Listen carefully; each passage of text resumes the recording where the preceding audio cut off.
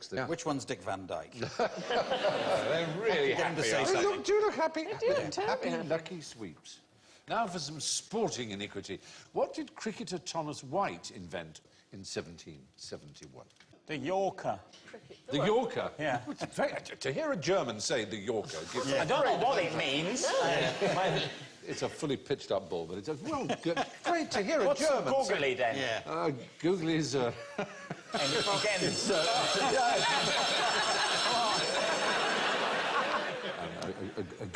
a googly is a leg spinner's off spin. It's disguised. It's Comes very out the back of your and complicated. how does the Duck vs. Lewis method work? Oh, nobody knows that. That's far too complicated. No, he didn't invent any particular type of bowling or of batting, but he looked at the laws of cricket and he noted that there was a rather glaring omission, and he thought he thought, splendid. Oh, with a big bat. Did he have a big bat? Yes, he came with a bat that was wider than the wicket. This enormous bat. It was Chertsey versus Hambledon, which is the equivalent of Surrey versus Hampshire. So after 1774, they incorporated a law that said a bat must be no wider than 4.5 inches. Do you know there were special golf rules for the Second World War? Oh, no. In Kent, because the Battle of Britain was happening, and I can't remember exactly what it is, but there's... I'm sorry having the wars come up again. Sorry. And the bunker. I don't know this. Bunker. The rule was, if a player's stroke is interrupted by the simultaneous explosion of a bomb or by machine gun fire, they may take the stroke again. But there's a penalty of 1 stroke. Oh, that's very... They may take it again if they're still there to take it. I did a play with Paul Eddington, and he had a much treasured thing from a hotel room in Bristol during the war, which was just a card with a little bit of cord, and it said, "Please hang outside your room if you wish to be awoken during an air raid." Splendidly phlegmatic. Do you know about that? There was a game, I think it was on St Helena, and they were playing on a pitch which was by a cliff edge, and a gentleman ran back to catch the ball, and did catch it, and then fell, unfortunately, and it was put down as caught brackets dead. That's got to be a 6, because it's well, over the bottom, isn't it? There was a game in Norfolk played, and this is towards late summer. It's very people who play village cricket will be very familiar with the sight of late swooping swallows. And a batsman played a shot, and a field leapt to his right and caught a swallow. Fantastic. But this fellow Thomas White, I suppose you could call him a cheat, but he was within the laws of the game as they were at the time. And there were others. There was an American footballer called Lester Hayes. Does that ring any bells with you? Of the Oakland Raiders, who had such success as a catcher in the late 70s that he was the Defensive Player of the Year. But the reason was that he covered his hands and gloves with an adhesive called Stickum. And he actually admitted, he said, without Stickum, I couldn't catch a cold in Antarctica. But they're so clearly cheating. They must have spotted Well, that. there was no rule against There was no rule. They had to introduce one, which there now is. There's a very good P.G. Wodehouse story about cheating at boxing. There was a chap called, I think he was American, he was called McCoy, and his opponent was stone deaf. And the opponent said, "I won't hear when the bell goes, will you tell me?" And the man said, "Oh, yes, absolutely." And so they were boxing away, and he went, "The bell's gone." And the guy went, "Oh, OK," like that, and he just punched him. Well, that's taking advantage as well as cheating. Yeah.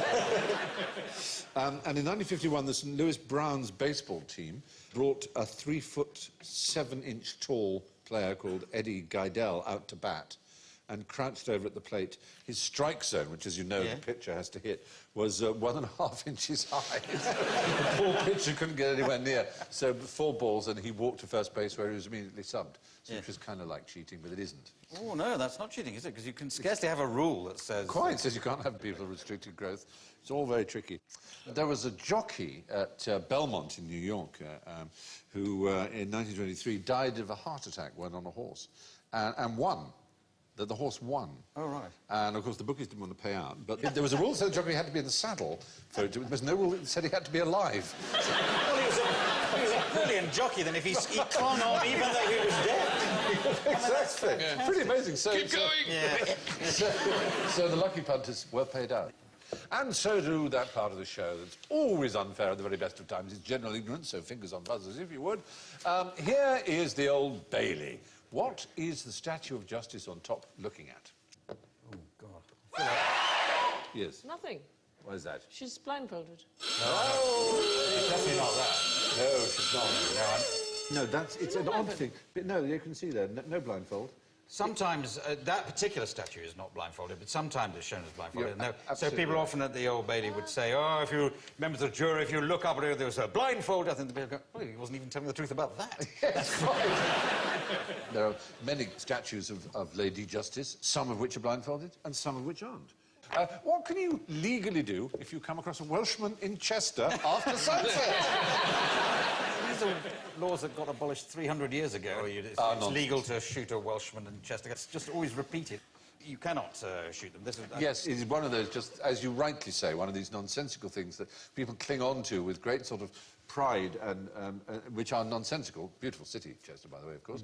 And there was an edict under Henry V at the time of Owen Glendower that presumably he gave out, which is a wartime command. It's not a law. And in any case, any subsequent laws on manslaughter and, you know, offensive weapons in public cancel out any such How would you edict. know? I know this when I did a documentary on going around America. One of the ideas we had before we started was, should I maybe break a law in each one of these stupid laws in each state? And the more we investigated them, the more we found they were absolutely without foundation. So you just robbed people instead? Oh. Yeah, because I thought, oh, I'll do that. I'll go and wear a silly moustache and make someone laugh in a church. I said, no, that's just nonsense. I don't know how that got in there. But, you know, that was made up by Mark Twain or somebody at some point. And one hates to disappoint. But a lot of these things are nonsense. The idea that you can shoot arrows down Pettigrew in Cambridge and things like this, as long as you're wearing Lincoln Green or something. The idea that an ancient law has to be repealed, even if it allows you to do murder, is nonsense, isn't it, in law? What's the principle called there? What's the principle? I think we're talking leges posteriores priores contrarius abrogant, aren't we? Yeah, absolutely. Had you forgotten that? It was on the tip of my tongue. If putting things on the tip of your tongue weren't illegal. It's an ancient statute. It's a well-established legal principle that to the effect if a subsequent statute has the effect of contradicting an existing law, the existing law is repealed by implication. God, I'm glad I wasn't a lawyer. Yeah. Well, recently, they've tried to get rid of all these Latin things as well. Oh, really? It's confusing to people, so... But isn't that the point? Yes, yeah, that has been the argument of the lawyers. Yes, we quite like it if nobody knows what we're talking about. Where are the enemy in this picture? That's a good question. The guy on the right's definitely not sure. He's puzzled. He said, why are you pointing over there? I'm with the Reds. I read law at university, and I had lucky enough to be taught by Lord Denning, and I helped compile the index to his last book. It was really dumb. I remember saying to him, I said, why is it so complicated to look up legal cases? And he looked at me over his glasses. He said, well, we don't want just anyone doing it. Why did lepers start carrying bells? Well, Don't mention the war! I forgot about that. We haven't. Yeah, I don't know, probably it wasn't their choice to wear the bells. Probably it was more the other people telling them to wear bells so that they could escape. As a warning, you mean? Yes. No, to keep people away. It was to attract people, to give them arms. To give It was them, like an ice cream not to give them bell. arms in that sense. To give them money.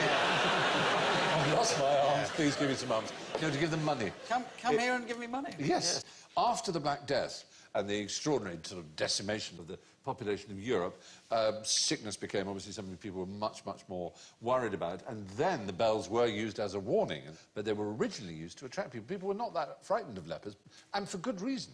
Because leprosy is nothing like as infectious as people think it is. For a start, 90% of the human race is immune to it. Most of us are unlikely ever to catch it, even if we were to, lick a leper. Yes. Now, there's a game show. Why do I see Noel Edmonds with Wish is father of the thought.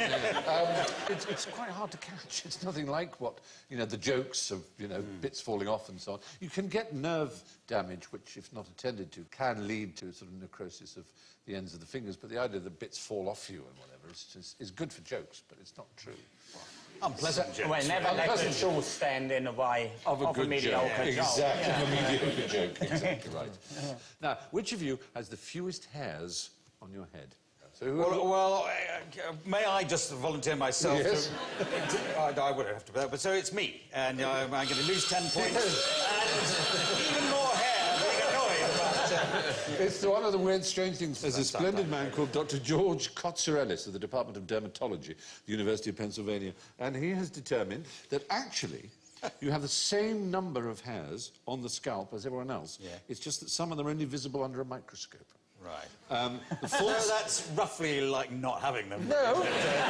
By the same token, humans may look less hairy, for example, than chimpanzees, but with the same number of hair follicles, about 5 million, on our bodies as chimpanzees. But the whole thing of hair is very annoying. I mean, if I'd never bought a pair of tweezers, I'd have a beard down to here. It's just I mean, you've got hair that grows in the places you don't want it, and then hair that doesn't grow where you do want it. Hair that doesn't stop, like on your head. I mean, it keeps growing, Yes. so you get it cut every 3 months. And then your eyebrows, if you're a man, Yes. know when to stop until you get a bit later in life, and then it stops knowing whoa! when to stop. Yeah. That's nice. Then you can comb them up over Yes. your ball. I've tried that. It's tried that. It's a little odd, Yes, but, you know, yeah. it's an option. Well, you never know. And so we come to the scores. Well, now, these are very interesting, and it would be very unfair of me not to share them with you. So, that's all from Sandy, Henning, Clive, Alan and me, because, as William Goldman said, life isn't fair, it's just fairer than death. That's all. Good night.